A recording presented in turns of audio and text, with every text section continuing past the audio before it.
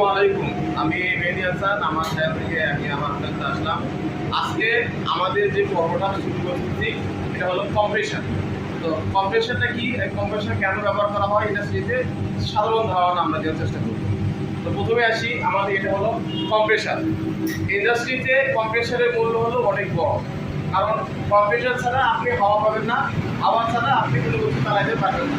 চালাতে বলতে আমাদের অনেক ভাব থাকে, যে ভাবগুলো চালানোর জন্য উপযোগ করার জন্য আমাদের কম্প্রেশন প্রয়োজন হয়। তো আমাদের কম্প্রেশন মূলত দুইটা জিনিস আছে, একটা হলো এয়ার কম্প্রেশন এবং দুটা হলো আমাদের এটা হলো ড্রায়ার। ড্রায়ারের কাজ করা আসতেছি। আগে আমরা ড্রায়ার কম্প্রেশন সম্বন্ধে সাধারণ ধারণা দিব। প্রথম ধারণা হলো এয়ার কম্প্রেশন। এয়ার কম্প্রেশনের কাজটা কি, আপনাকে একটা হাওয়া হাওয়াটা নিয়ে আপনার নিজের ট্যাঙ্কিতে জড়ো করতে হবে নির্দিষ্ট পরিমাণ চাপের ক্ষেত্রে।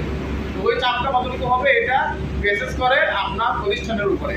আমরা যখন এই কম্প্রেসার থেকে হাওয়াটা উঠাবো কোথায়, আমাদের রিজার্ভ ট্যাঙ্কিতে। আমাদের রিজার্ভ ট্যাঙ্কিতে কোথায় আছে, এখানে আছে।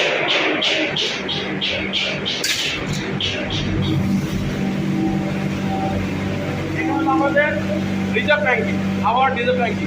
আমাদের আছে 0.8 বা 8 কেজি, 8 কেজি বাংলায় আমরা যেটা বলি 8 কেজি পরিমাণ হাওয়া এটা আমাদের সর্বোচ্চ দেওয়া আছে, এর বেশি দেওয়া যাবে না। এখান থেকে আমরা কি করতেছি, ডিস্ট্রিবিউট করতেছি। হাওয়াকে ডিস্ট্রিবিউট করতে কোথায়, এখন আমরা দেখে রেখে যাবো।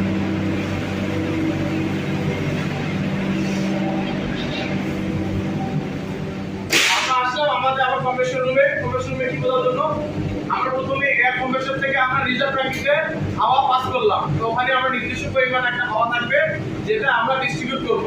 তো ওই রিজার্ভ ট্যাঙ্কি থেকে আমরা প্রথমে আমরা আসবে আমাদের ড্রায়ারে। তো আমরা যখন ড্রায়ারে নিয়ে আসলাম, ড্রায়ারে নিয়ে এসে ড্রায়ারে আমরা ড্রাই করবো, এয়ারটা ড্রাই করবো। এয়ারটা ড্রাই করার পর এটা হলো আউটলাইন দিয়ে আমাদের ডিস্ট্রিবিউট হবে। তো আমরা এখানেও আমরা দেখতে পাচ্ছি যে এখানেও আছে হাওয়ার প্রেশার 8 কেজি। তো আমরা আসলে সাধারণত ড্রায়ারের কাছে কি, ড্রায়ার কি বলে, ড্রাই বলতে কি বোঝাই, আমরা ড্রাই বলতে বোঝাই শুষ্ক।